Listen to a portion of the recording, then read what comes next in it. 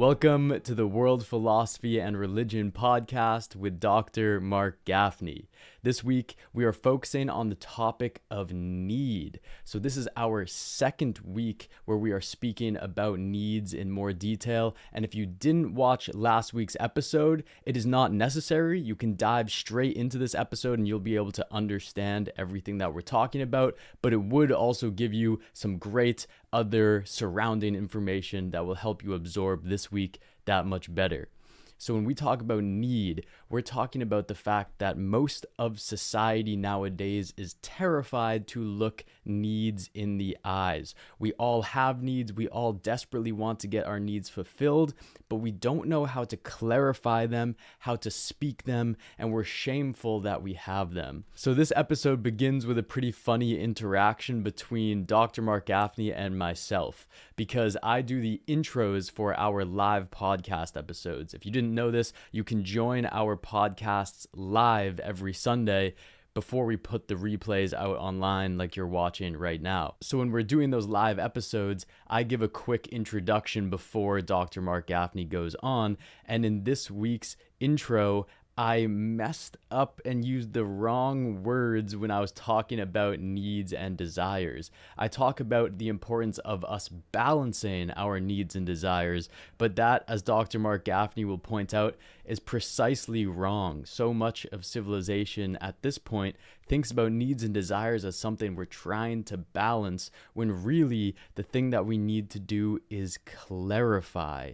Get to the most clarified and potent needs and desires, because those are the things that actually guide us forward in our lives. So that is where this discussion begins, and then we go deeper into the dignity of need, why human need is actually one of the most important things to understand, and how you can engage that process on your own.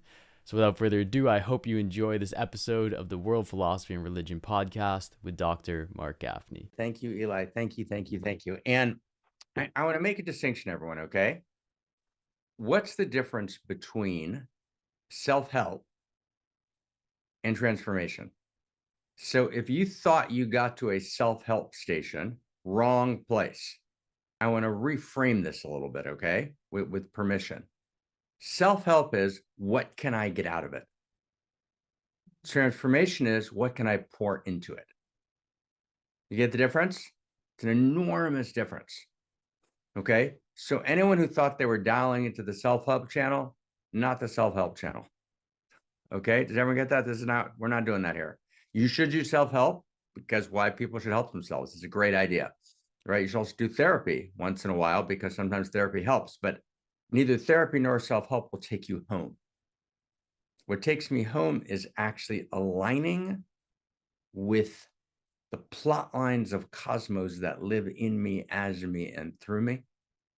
Being welcome home because I actually experience my story, not psychologically, not from a self-help perspective, but I actually have an ontological, an actual realization that my story is chapter and verse in the universal love story, that the universe is a love story. That's got to actually mean something. You got to figure out why that's true. Is that just a made up piece of New Age nonsense, or is that true? And we've worked on the science and the ontology of that. The most accurate description of reality today is the universe is a love story.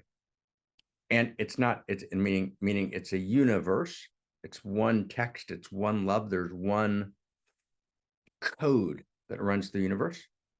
If you want to do kind of the simplest one step cash practice, credit card practices, you do it for a long time, and in the end, maybe you get paid back or maybe not, right? A cash practice is like, it's immediate, right? Cash practice, just have an experience, right, for 1 week, that every sound that comes to you, that every gesticulation of cosmos, every flutter, every conversation you have, every experience you have, is the one force, the one power, the one Eros, the singular intelligence that moves through all cosmos, addressing you directly. That's it. Throw everything else out. That's your experience, because that's accurate. Have that experience. in every conversation, in every engagement, whether it's a warm engagement, whether it's passionate, whether it's alienated, in every engagement, there's only one thing happening. Nothing else is happening. There's nothing else happening in the world at all. There's only one thing happening in the world, one thing. The consciousness, the unified consciousness of reality, the unified field of value, the personal face of all that is, that moves through the all, the one force, the one eros, the one love, the one power, right? The one desire is doing all the talking, right? With so many disguises, right? And sometimes distressing disguises, right? So many distressing disguises, so many beautiful disguises. But you actually can unmask. You can recognize, you can see, and you realize, right? Every place, every conversation you have, it's not abstract. Whatever's happening, there's nothing not happening. There's nothing that happens that is not that. Okay, that's the universe. It's one verse, it's one text. It's love. But love means not this kind, it's not Hallmark cards. It's not a commodified Valentine's Day, right? It's love, meaning it's actually Eros at the core, meaning the animating quality of that one force, that one power is Eros value. And Eros is the experience of radical aliveness, desiring ever deeper contact and ever greater wholeness, which itself discloses ever greater value. That's the Eros equation of cosmoerotic humanism, hard one. It applies scientifically in every realm of science, in every realm of soft sciences, hard sciences. It's actually the nature of reality. So the universe is a story of Eros, right? It's universe. We got universe. We got love. Love is Eros, not ordinary love, but outrageous love. But by outrageous love, we mean Eros, right? Not mere human sentiment, the heart of existence itself, that Eros equation all the way up and all the way down the evolutionary chain. So that's the universe, that's love, Eros. Story, it's a story, it has direction. And we've talked about the qualities of story, and Kirsten and I did some deep work years ago, and Lane and I are doing deep work now. Zach, right, we're on what are the 10 elements of story, but reality is story. Story is a first principle and first value of the cosmos. It's not Aristotle and the Poetics is trying to figure out the 6 dimensions of a tragedy. Let's sell books, 3rd century before the Common Era. No, it's actually what Aristotle was what wanted to point towards, but was afraid to say all the way. That actually there's a structure in cosmos called story. There's a narrative arc to cosmos. Story is not a made-up human idea. Right? Story means something. It means there's a plot line. It means it's going somewhere. It means it's animated by desire. It means it's desire for value. Right? It means there's past, present, and future. It means there's freedom. It's not a mechanical manual. Right? It means that it moves towards intensification and crisis, which then becomes a driver for the next part of the story. That was a quick 7 if you were following. Okay? But as there's dimensions to story, it's real. So the universal love story. So to be awake, to be alive, is to know that my story is chapter and verse in the universal love story. And now, what is my story going to pour into the plot line? Right, Brother Eli? Right, Krista, Christina, Amelon? Oh my God, Jacqueline? Right, Jamie, Suzette, David, we're holding this. Okay. Now, in a love story, there's always needs and desires. Okay. Now, with total mad love from my young friend Eli, who's awesome. Eli, let's give Eli a big hand. Awesome. Awesome. Don't balance your needs and desires. Fuck that. Okay. It's not about that's self-help.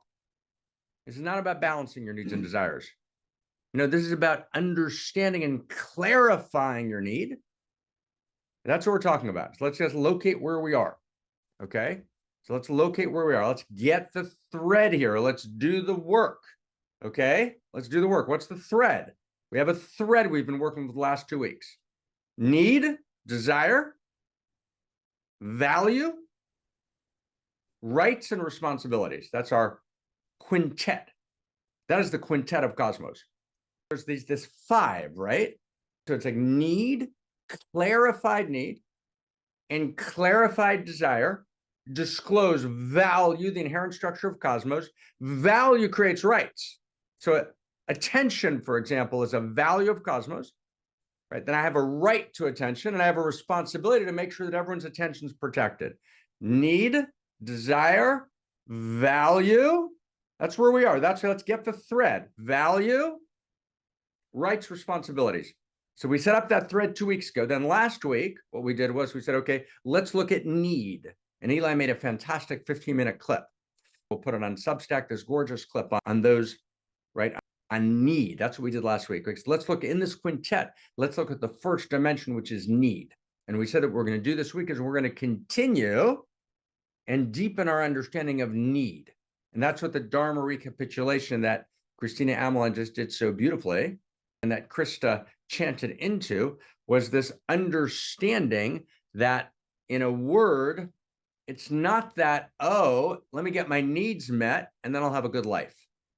No, we established last week a Copernican revolution.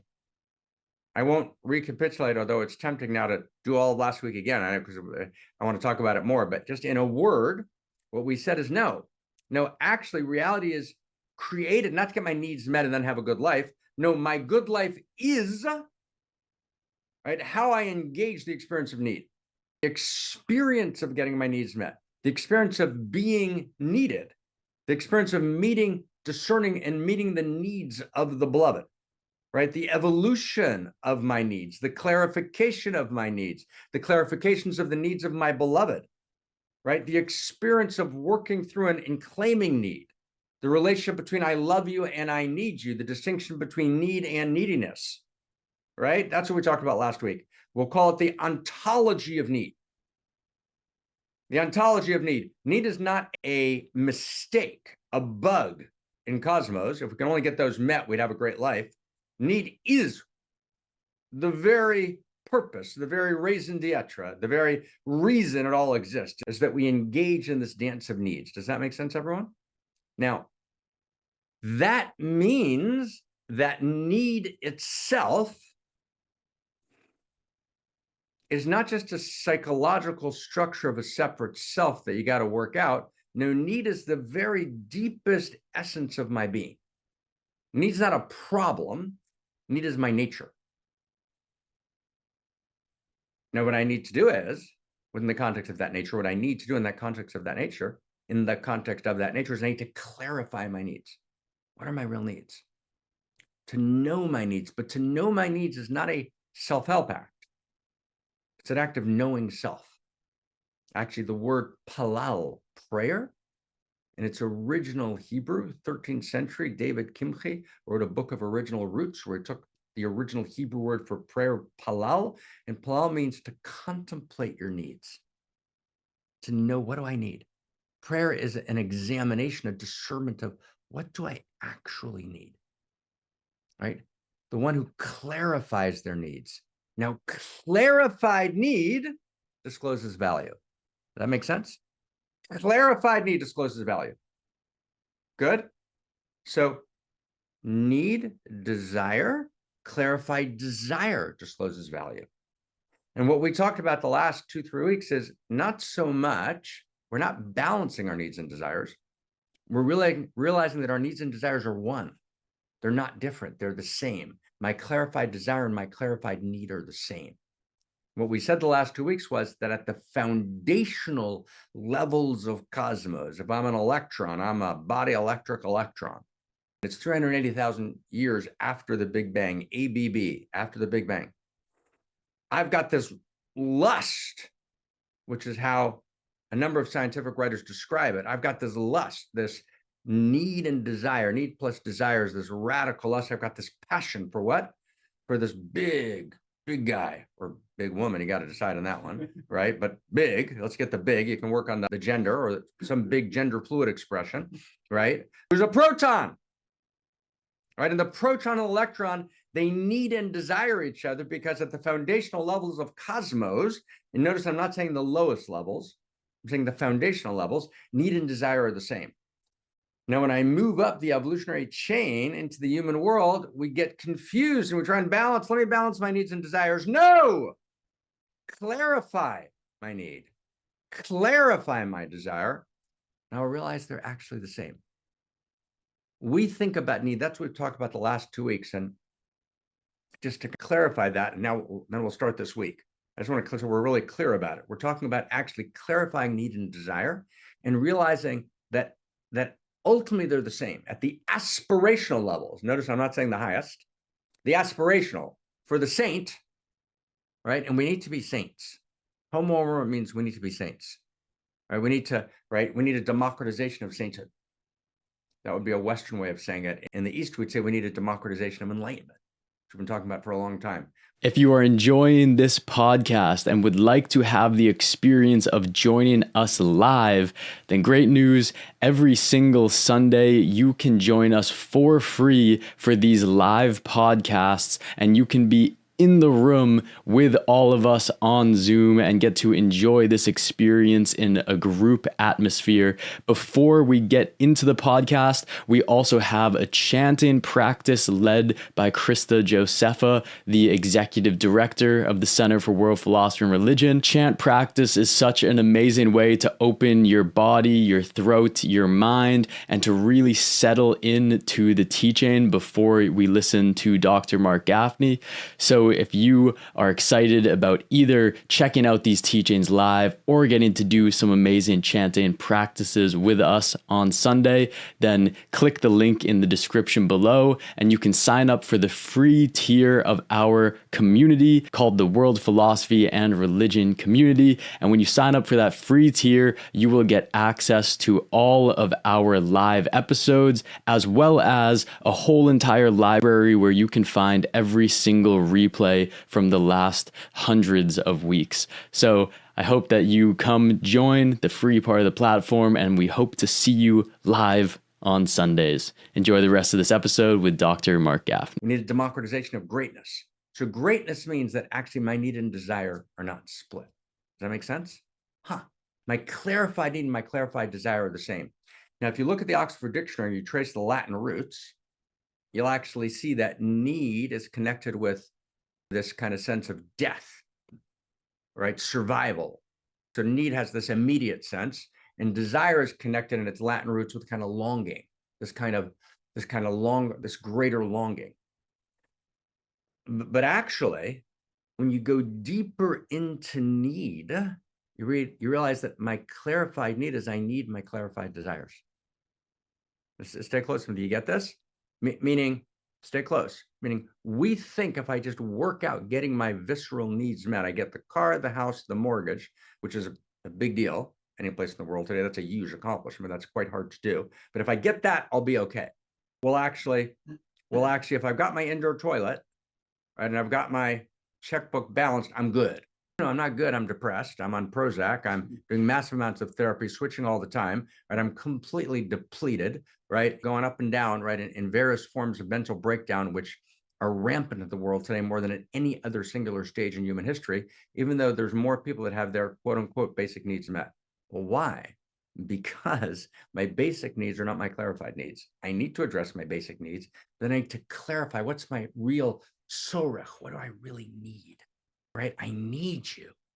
When you look at someone that you love madly and you say, I need you, I love you, I need you. It's not neediness. It's not codependent. It's not, right, I need you. No, I need you, but I need you for real things. But actually to love you is to realize that I need, that I'm a desiring, needing being. That's what it means to be alive. I need to do what? I need something. We're going to talk about what those needs are a little later. But I need something. I need to transform. I need to grow. I need to become more. I need to deepen. I need. Right? And I need you. You're part of that story. I need to love you. I need you to love me. Right? It's this desperate, beautiful, gorgeous need. Right? Not for bread. Everyone needs bread. And we got to make sure that everyone has bread. And that's the beginning of the whole story. But that's need level one. Need level two is, right? My clarified need is my highest and deepest need. And it's the same as my clarified desire. Right? So I need to finish writing the Great Library before I die. I need to do that. And I need to make sure it's well done. And I've done it well with my beautiful partners. And we're all being David J. Temple together, writing this great library in response to the meta crisis, to be able to have that in the world, either to avert existential risk and this time between utopia and dystopia, or if things go down, that we actually have a code, we have a vision, we have the best worked out understanding of what it means to be human for the days after. That's a fundamental need. It's as visceral, much more visceral than my need for food. Now, I need food. At a certain point, I give out if I don't. So I need to, and I love food. I love food a lot. let's not talk about that now. Okay. But so I need food, but my need to write the great library is as visceral. My need to partner with so many of us here to write the great library is absolutely visceral. And I give up 1,000 other surface needs to meet that need. It's also my greatest desire. It's my clarified desire. My clarified desire is not for a fleet of cars. Offer me a fleet of cars, not interested. Not interested. I'm just not interested.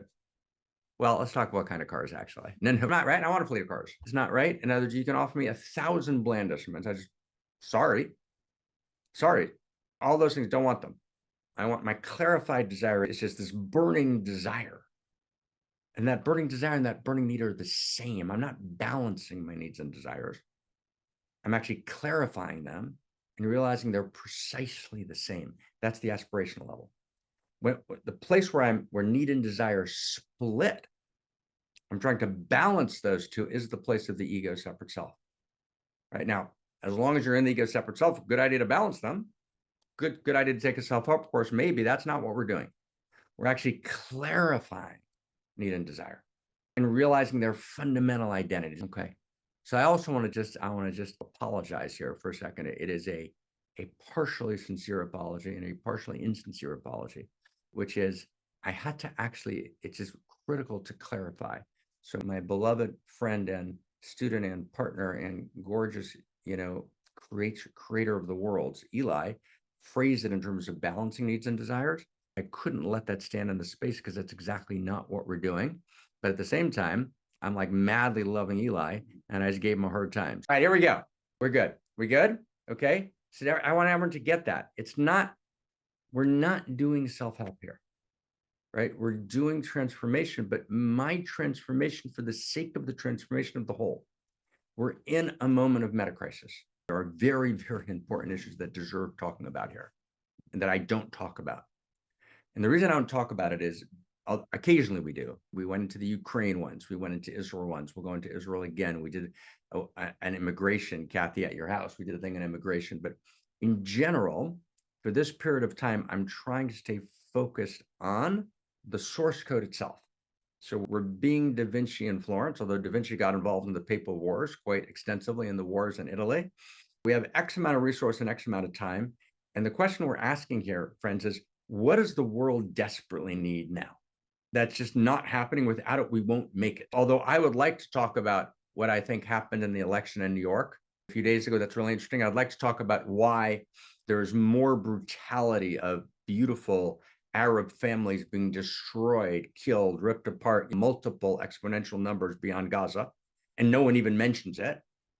Like, why has no one mentioned that? That's interesting. Or why Hamas has gone and massacred all sorts of Palestinians in Gaza in the last several weeks, and why no one's mentioned that, and the effect of what actually happened in the Doge cuts and the million people who died around the world because of them, right? And then what's going on in Ukraine. So there's a lot to talk about, but we're specifically not doing that here. Does everyone get that? That's right. Occasionally we do it because we just do. But basically we're taking a different approach, not intellectually, just desperately. We're desperate. And don't come here if you're not desperate. This is a place for desperate people. Okay, but holy desperation, delighted desperation, joyful desperation, ecstatic desperation, but desperate.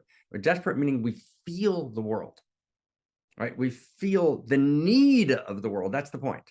We feel the world's need, and the world's need is our deed.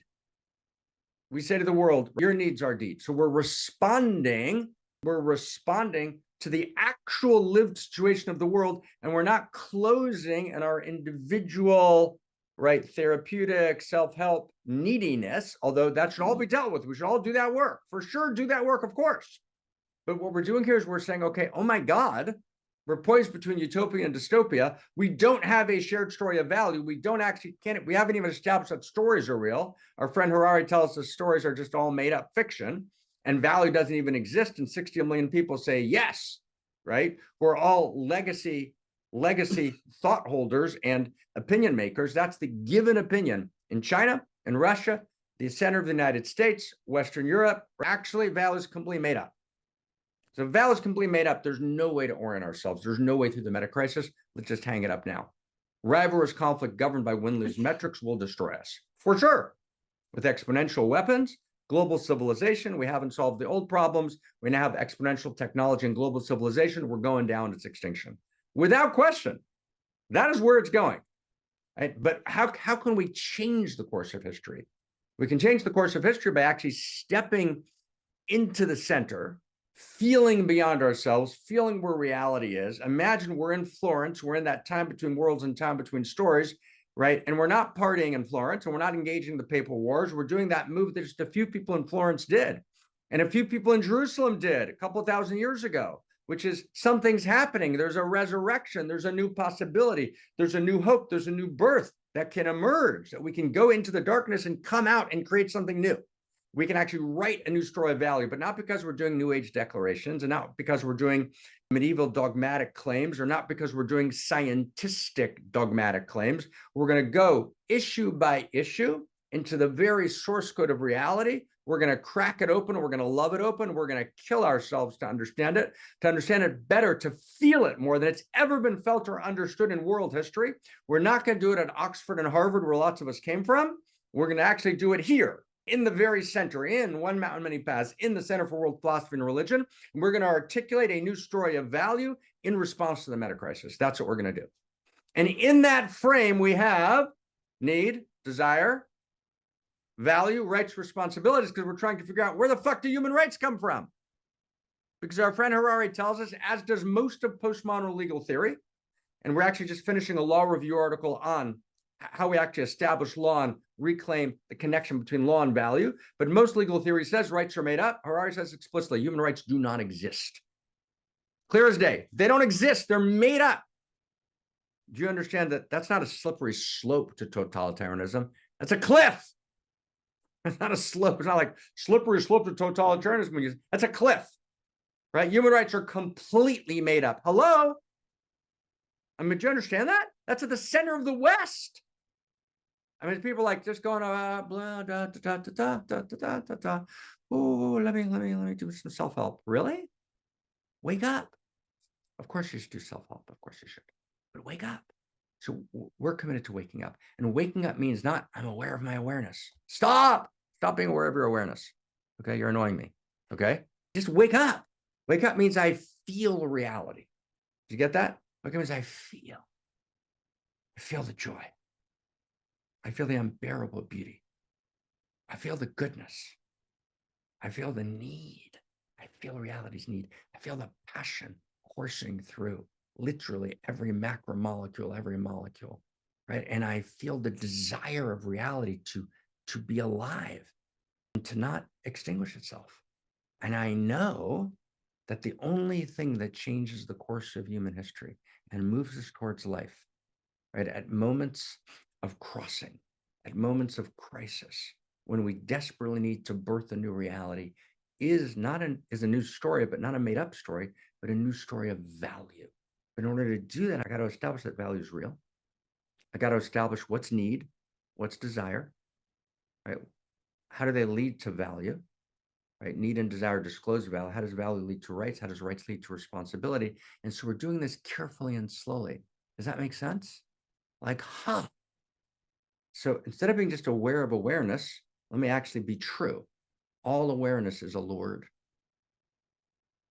right? All awareness is allured, right? My friend Rupert Spira, I know Rupert, we've never met. Sorry about that. I was overreaching a little bit. But you were friends with my friend Sally Kempton, who was a great meditation teacher.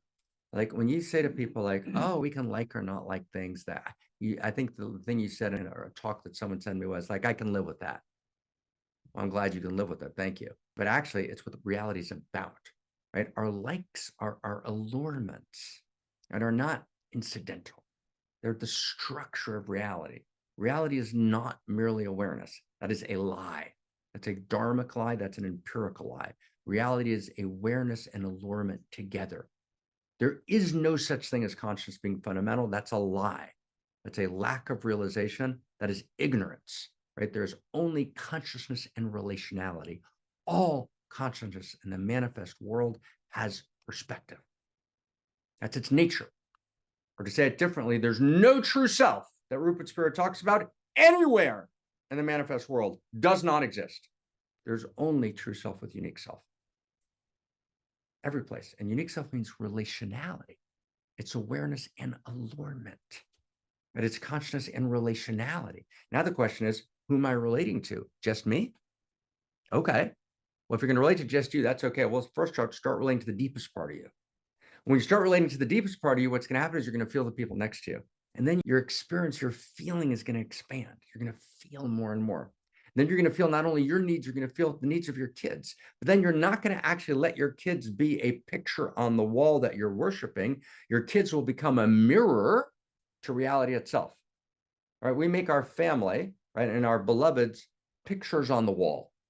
Picture on the wall. We worship the picture, right? Which gives us a sense of some kind of devotion. That doesn't work in this generation, right? We turn our children and our small family obligations into idolatries. It's an idolatry, right? Your child, your beloved, yourself needs to be a mirror, not a picture, and a mirror into reality. Or through the needs of my child, I actually feel the needs of the kids 20 blocks up, 20 blocks down. I feel a deeper field of need. I feel a deeper field of desire. And it expands until I feel my whole tribe. Then I feel every human being in the world. And I feel the whole thing, everything. And I feel that need pulsing and throbbing. And I respond to it. That means I'm a whole mate to reality. I'm not just a role mate in reality doing my function. I'm not just a soulmate. I'm in love with reality. Thank you. Thank you for being in love with reality. It's beautiful to be in love with reality. Now do something. I'd actually feel reality and respond. It's to be a whole mate to reality. Okay? I'm going to do one more step on need this week. And then I want to do the big climax of need next week. Okay? But this is like, it really is, it is so game changing when you understand our relationship to need. Okay?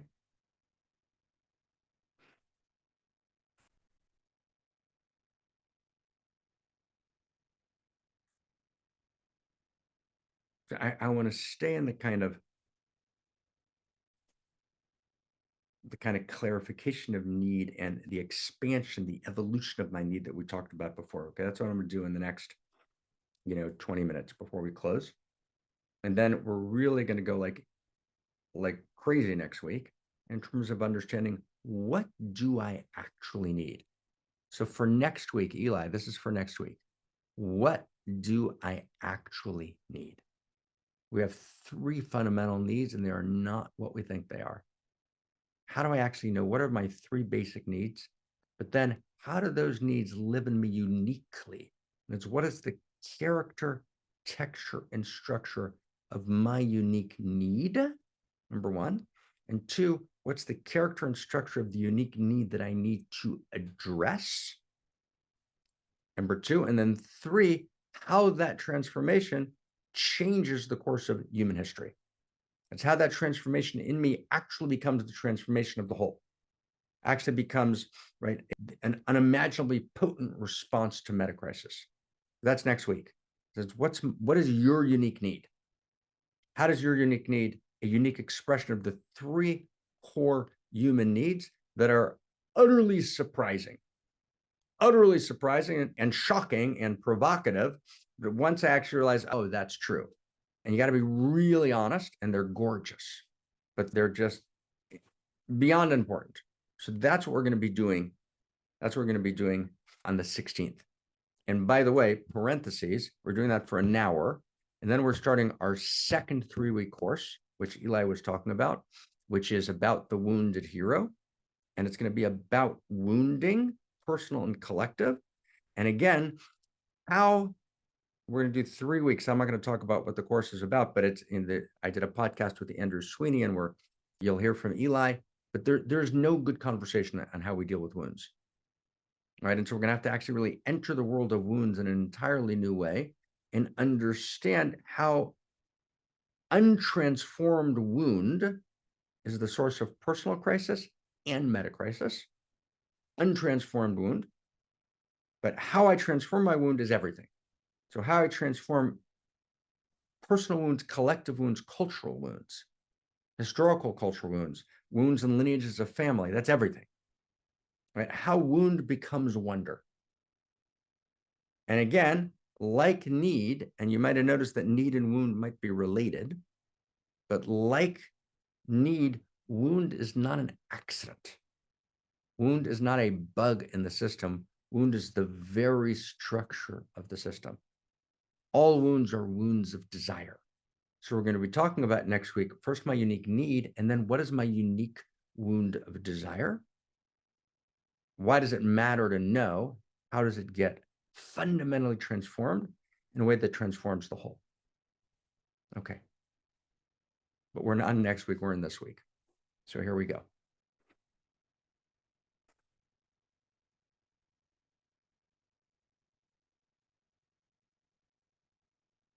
So there's a story that I've shared with some of us over the years. It's one of my utterly favorite stories. And I want to tell it to you a little bit slowly because it matters. So and I want to ask also if I can literally feel it in my body.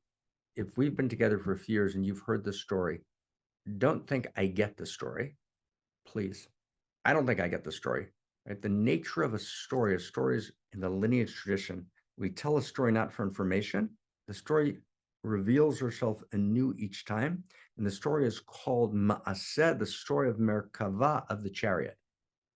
Every story of the kind I'm about to tell is the mystical entry into the orchard. It's not a casual story. It's not a folk tale. It's not a fairy tale, right? It's actually the holder of the chariot. It is. So entering a story is entering the chariot. It's entering a medicine journey. So you enter a story like we enter a medicine journey. Does that make sense? So here we go. So he came to the Baal Shem Tov, the master of the good name, and he came to him on Sunday morning. And the Baal Shem Tov, the master of the good name, of which Martin Buber wrote so much, who emerges from the Carpathian Mountains in Romania, who was a magician, a scientist of particular kind, a realized being of unimaginable depth, a master of texts, right, of enormous sophistication, and a builder of movements and an agitator for Messiah, meaning he was an agitator for the emergence of a new human and a new humanity, right, to climax history and to create the new world. We would call that in our language, right? He wanted to move reality from the third Big Bang, the depth of human self-reflection, into the fourth Big Bang when a new human emerges. We move from Homo sapien, where sapience, what it means to be human, becomes something more, right? Homo sapien becomes Homo amor, right? We have this new realization of who we are, which is related to a new realization of needs. So the Baal Shem Tov he didn't use the word Homo amor, obviously, but this is what he was about. So he had this capacity to look deeply into a person's soul and to know the past, to know the present, to know the future. I try it all the time. It doesn't quite always work. It's a little blurry, but he was very good at it. Okay. And so this man comes to him and says, no, Rebbe, just give me a blessing. He doesn't say it so politely. He says a little rudely, just give me a blessing. And the Baal Shem Tov looks at him and he says, you want a blessing? He says, yeah, he's just told you I want a blessing. I'm translating loosely from Yiddish. He says, well, I can tell you where your money went. How do you know? And he was dressed as a tattered beggar. Like, how do you know I had money? He says, I know you had money till several years ago and you lost all your money. I can tell you where it went and what happened. And the man goes white. Chaim, is the name of the beggar. And he says, that's what happened. What? He says, you were in the synagogue. You were in the shul, in the synagogue. And it was Yom Kippur, right? The day of full zivug gamur, radical union, radical love, radical participation in the entire field of the whole. And on Yom Kippur, we don't eat or drink or anoint. And so in order to create this 25-hour fast where we're completely focused on this zivug gamur, this radical union with all that is. But the one thing we do is we taste from the Garden of Eden. And what's the taste of the Garden of Eden? Fragrance, smell. So there's always a person in the study hall who walks around with tabak, with this fragrance, this smell, and he gives it to people, and they smell. You haven't eaten, you haven't slept, you're rejuvenated. And so you were walking around the study hall, and everyone's like really needing this tabak, this smell, and you're giving it to people, and you're feeling very good.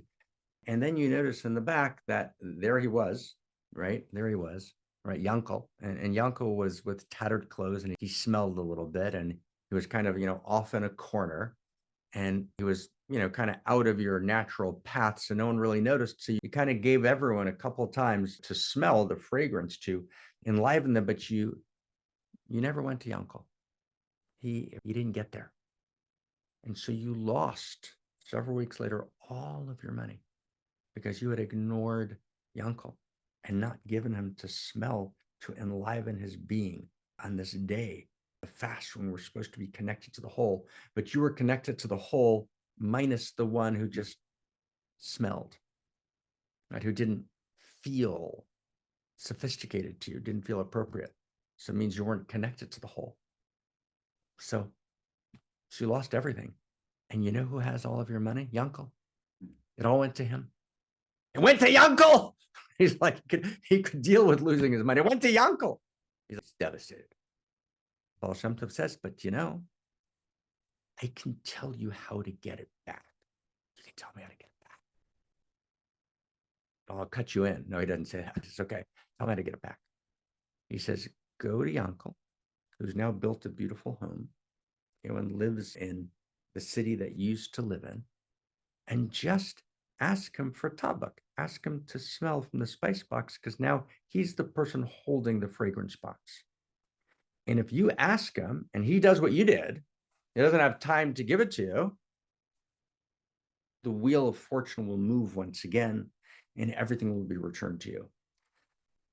Obviously, Chaim is thrilled because this is not going to be hard, right? He'll just find an inconvenient time. He already realizes this is good. So he goes in like 6 a.m. within Yankel's door. And Yankel's got servants, and he said, I need to see Yankel. And no, he's sleeping. No, he demands, he insists. So Yankel walks down bleary-eyed, and he says, I need tabak. I need to smell the fragrance. Yankel looks at him and he says,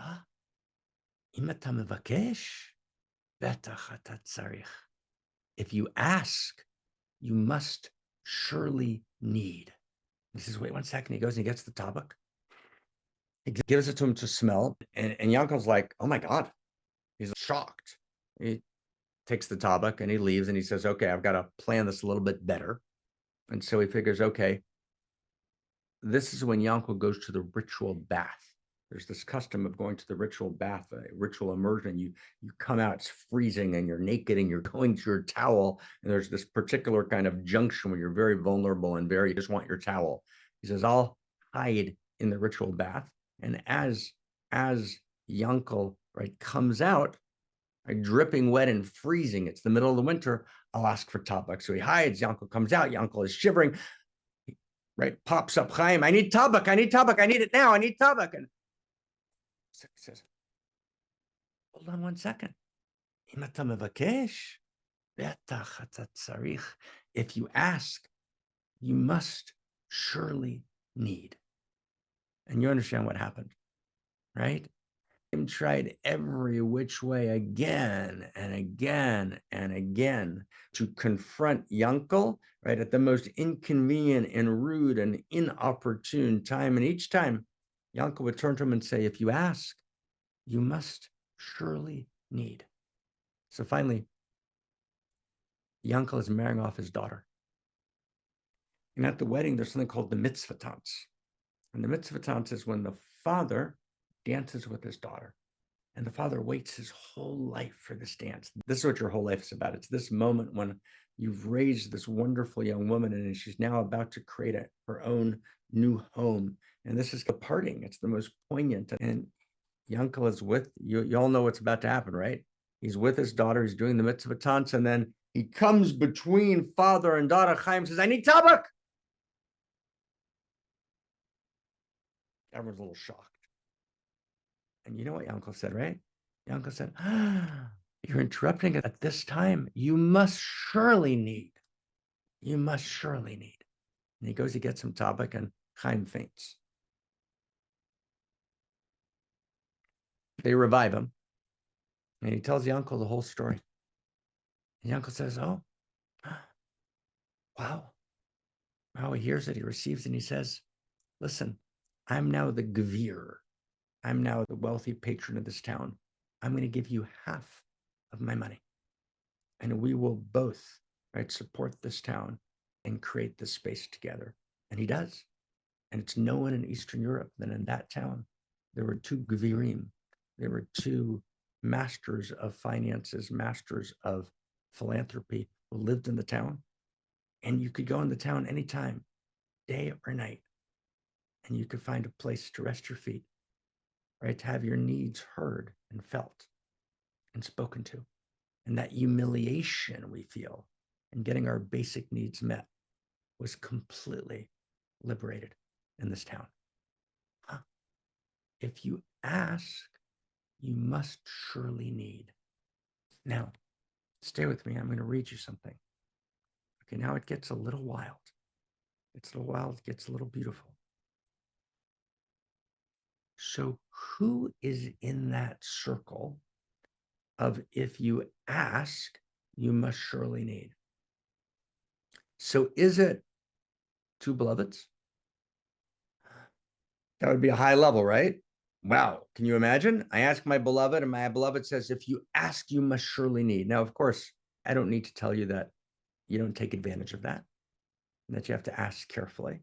You have to clarify your need. Of course, we take that as a given, right? Obviously, this is not a caricature, but just to accomplish that level of if you ask, you must surely need in your personal life with your own circle of beloveds, that's unimaginable.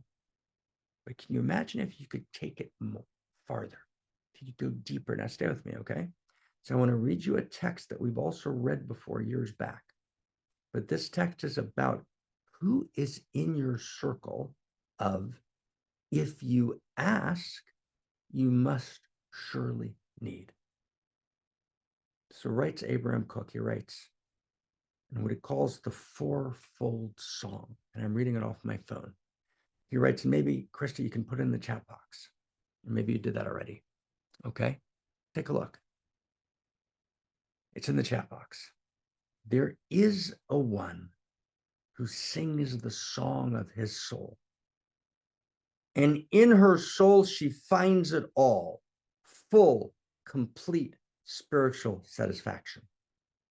So I want to call that egocentric intimacy, and not egocentric in a negative way. It's beautiful, right? When you've got it going on, when it's working with your partner, your beloved, your friends, your relatives, evolutionary family, and you can actually hold that and have deep, profound relationships, and you look at each other in the eye, and the response you get is, if you ask, you must surely need. That's an insanely beautiful accomplishment. That's the song of the soul. She sings the song of her soul. But then there's a second song. And there is a one who sings the song of the nation. She leaves the zone of her personal soul, which she doesn't find wide enough. She cannot settle herself in her personal soul in ideal serenity. And so she attaches herself with tender love to the totality of the congregation, shouldn't be humankind, of her tribe. And together with her tribe, she sings her song, she suffers her pains, she takes delight in her hopes, she ponders high and pure ideas about her past and future, she investigates with love and the wisdom of the heart, the inner content of her soul. So that's the Scotsman who's in love with Scotland, right? It's the genuine Jesuit, right, Catholic who's in love with the depth of the church, right? It's the Irishman in love with Ireland, right? It's the American patriot, right? Now, all of these things can be hijacked. You can hijack egocentric intimacy, right? When you ask only someone in your egocentric circle, only for someone in your egocentric circle, do you say, your need is my allurement. It's beautiful, but then everyone else is outside the circle. So it becomes the shadow is the mafia family. We take care of the family. Right? We take care of Freddie Corleone, even though he's killed a couple of people, because he's family, and Freddie needs our help, and if Freddie asks, he surely needs we take care of him. That's the Mafia family. That's the shadow of the family. That's the shadow of egocentric intimacy. The shadow of the egocentric intimacy, let me get the word straight, is when my family becomes a picture on the wall that I idolize and not a window into reality. And then there's a second song, the double song. Cook calls this the double song, which is the song of my tribe. And oh my God, how many people have sacrificed themselves for their tribe world over? It's World War I. And then there's 5 million Germans and 5 million French shooting at each other, and no one will leave, even though very hard to track deserters, because if you don't leave the tribe, that becomes the shadow, right? That becomes the shadow. Tribe can become the shadow. Egocentric intimacy can become the shadow. But at its core, it's a second song. I've expanded my circle of intimacy. I'm in a new level of consciousness, which is a wider circle of intimacy, in which I'm willing to look at anyone in the nation and say, we're already friends. We already know each other. And I'm willing to die for you.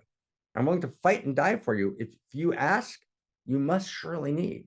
It's beautiful and has shadow. Of course it has shadow. So I've got to do it in its way that's whole and that's beautiful and that's sacred.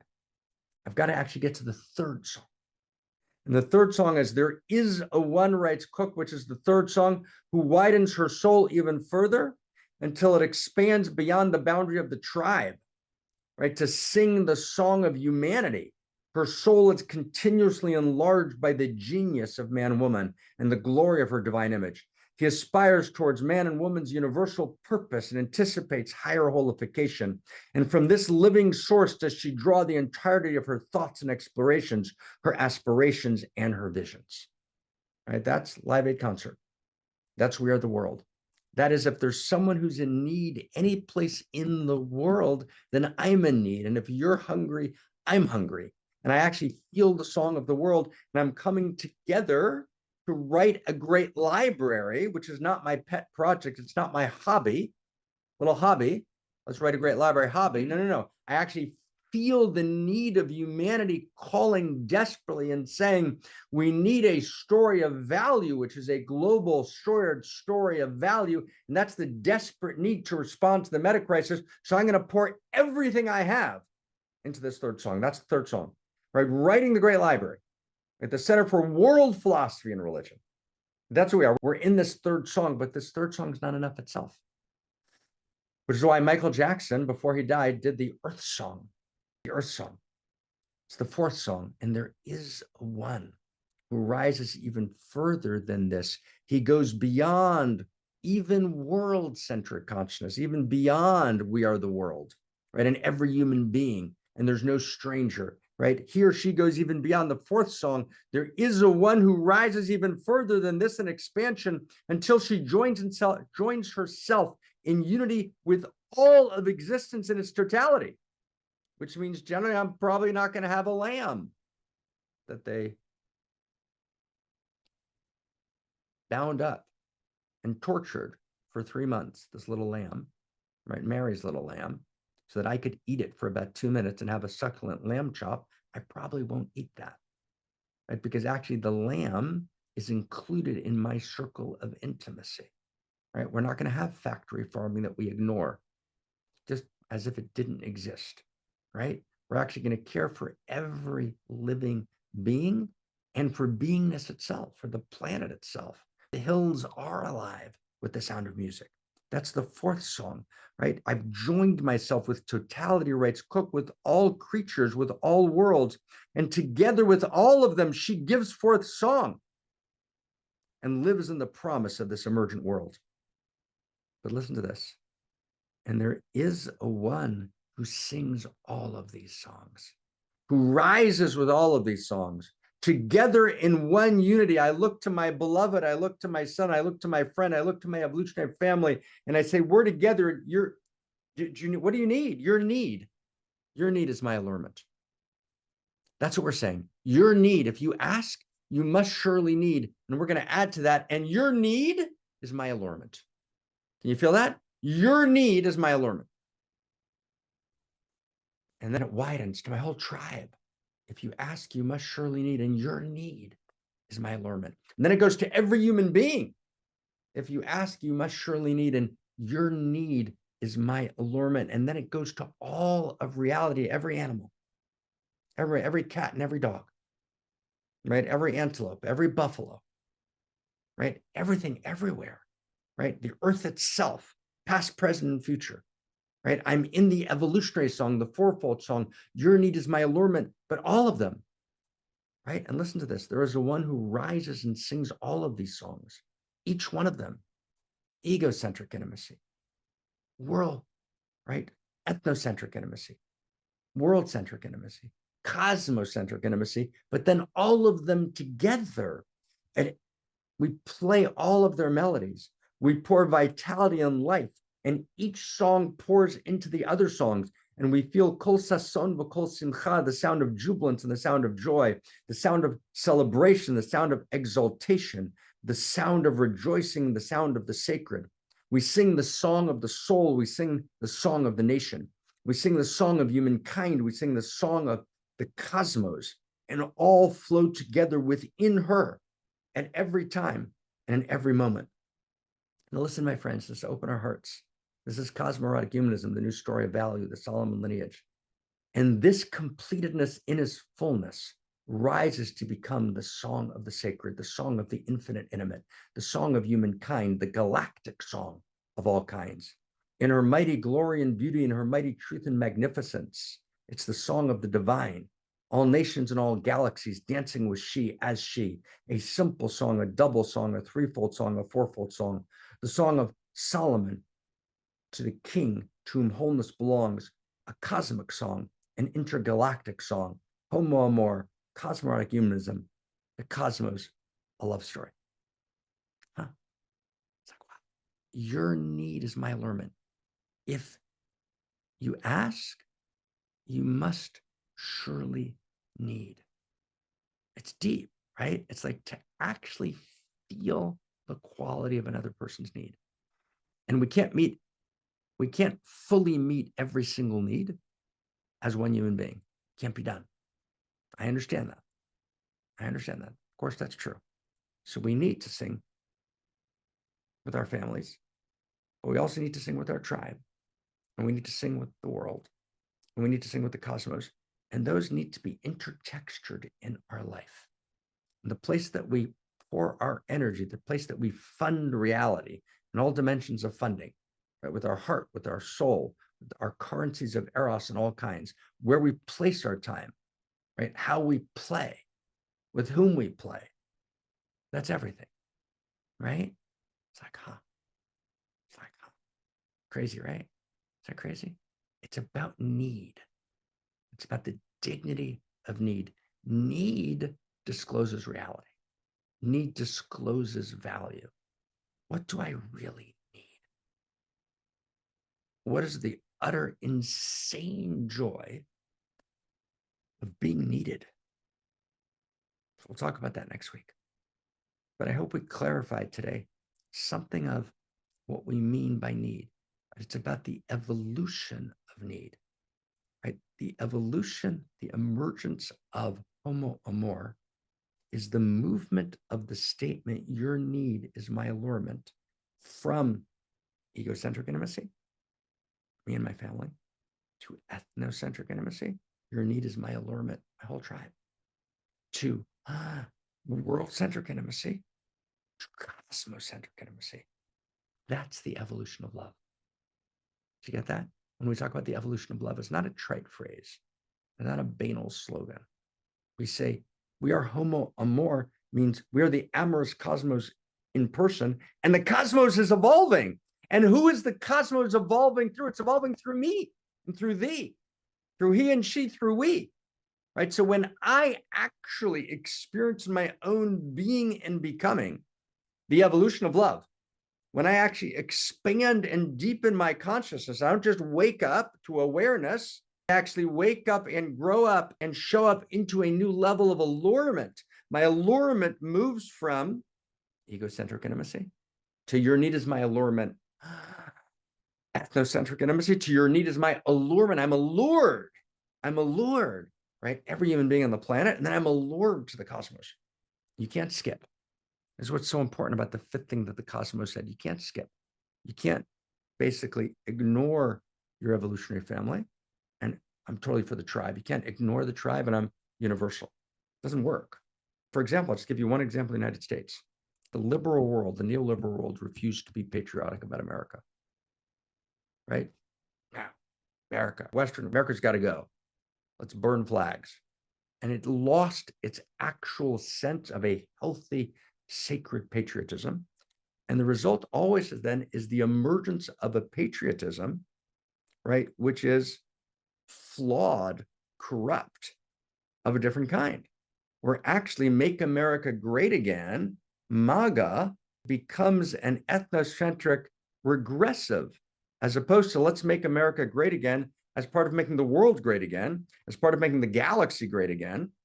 It becomes an alienated, right, and tragic fall.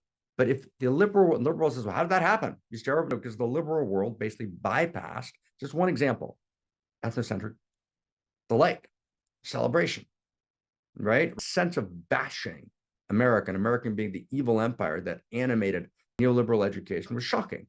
And of course, it gave us a corrupt version in many ways, right, of Make America Great Again.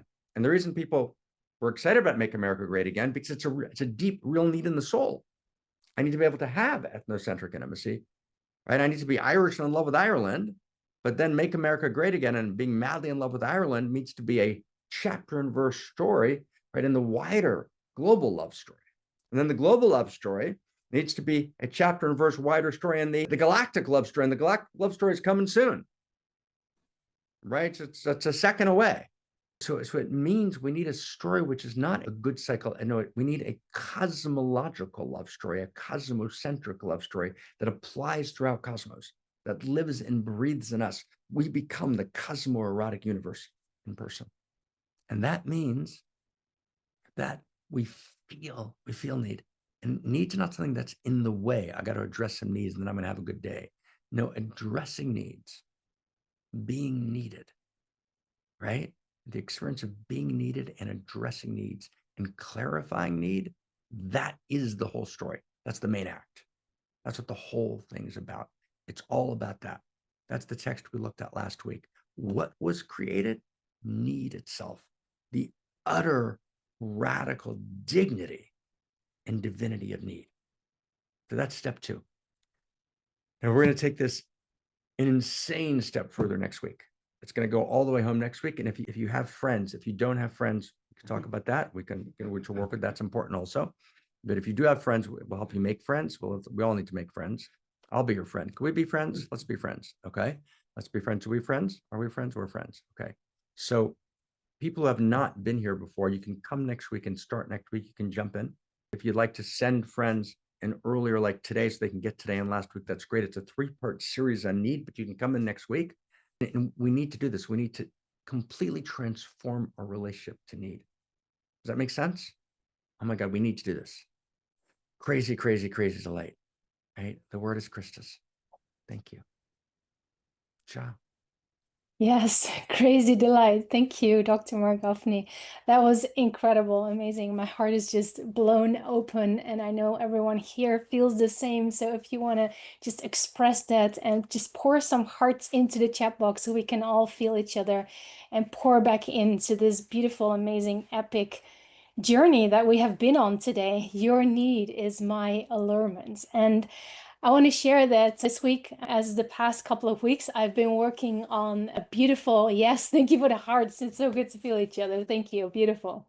I'm sitting here every day for the last couple of weeks, editing in an amazing book that Dr. Marc Gafni wrote together with Dr. Zach Stein under the pseudonym of David J. Temple, called Exit the Silicon Maze, which is about the techno-feudalism, artificial intelligence, and I have the privilege and honor to edit a couple of chapters of that. And I will be honest with you, it's not always easy to respond to the need of reality. And this is what reality needs me to do right now.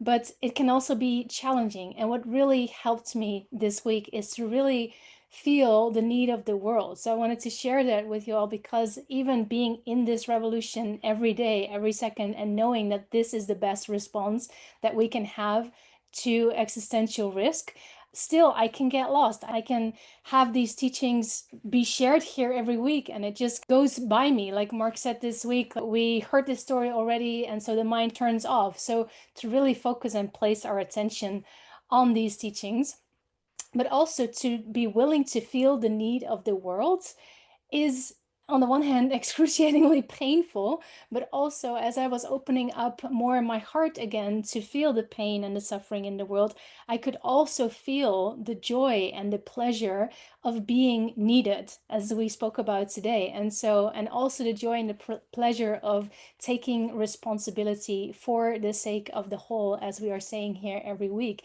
And then being needed is awesome, and it's empowering, and it's motivating, and it helps us also to remember who we are, and everyone here on this call is needed in that way. If you are here, it means that you are alert to this new story of value, because you actually have a role to play here. You literally have that seat on the table of history. And one of the maybe most important roles is just showing up here every week, sharing your time, placing your attention. It matters so much that you are here. So I just want to thank you also for being here, and for prioritizing this over all the other things that we could have been doing today. But also, like, feel in yourself, what is the need that you can actually respond to, that is alluring in your heart right now. So I'm going to share a couple of needs that we actually have at the Center for World Philosophy and Religion, invitations for you to come closer and step in. So one is make the commitment to show up here every week. Two is invite your friends to come.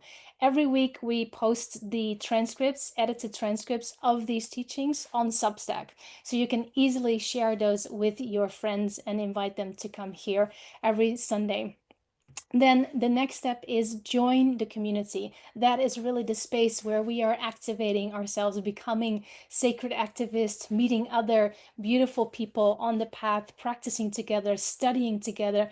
Really take this seriously, because it's one thing to come here and to be, you could say, maybe a little bit of a consumer and just take it all in, which is beautiful and great. But it's another thing to really take these teachings and study them, digest them, read the transcript line by line, get the books. We are writing a great library, so you want to have all of these books in your house so you can read them and study them. We actually have a book club starting, I think, in a couple of weeks. We will send out mailings about that as well, in the community, where we're going to be studying and reading books together. But also very important, go on Amazon and write your reviews. That is really helpful to really boost these books into the world, get the books into the algorithms of Amazon, but also show other people like, wow, this is really amazing stuff, and recommend it to other people to read as well. So those are a couple of things that we can do if you want to step in closer and really become like part of the team building this. Please come and talk to either me or to Eli. Maybe Eli, you can put your email in the chat box, or Jamie, just a general email, to reach out to us, have a conversation, and feel where your need is and where our need is, so we can address those together. So thank you so much for being here.